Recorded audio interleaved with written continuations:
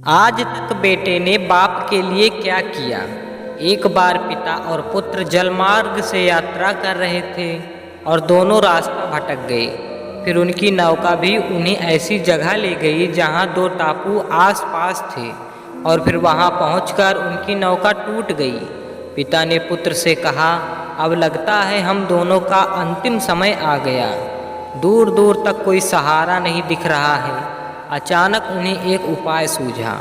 अपने पुत्र से कहा कि वैसे भी हमारा अंतिम समय नज़दीक है, तो क्यों ना हम ईश्वर की प्रार्थना करें। उन्होंने दोनों टापू आपस में बांट लिए, एक पर पिता और एक पर पुत्र, और दोनों अलग अलग ईश्वर की प्रार्थना करने लगे। पुत्र ने ईश्वर से कहा, हे भगवान, इस टापू पर पेड़ पौधे उग जाएं जिसके फल फूल से हम अपनी भूख मिटा सकें।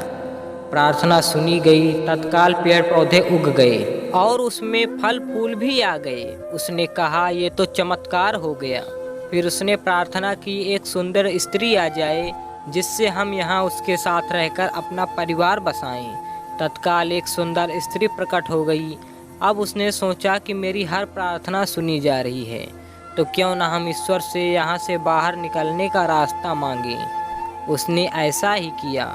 उसने प्रार्थना की, एक नई नाव आ जाए जिसमें सवार होकर हम यहाँ से बाहर निकल सकें। तत्काल नाव प्रकट हुई।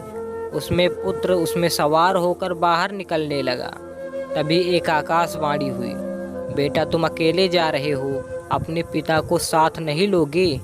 तो पुत्र ने कहा, उनको छोड़ो, प्रार्थना तो उसने भी की, लेकिन आपने उनकी एक भी नहीं सुनी।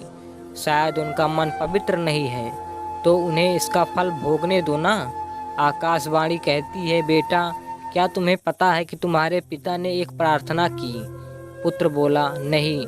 तो सुनो, तुम्हारे पिता ने एक ही प्रार्थना की, हे भगवान, मेरा बेटा आपसे जो मांगे उसे दे देना।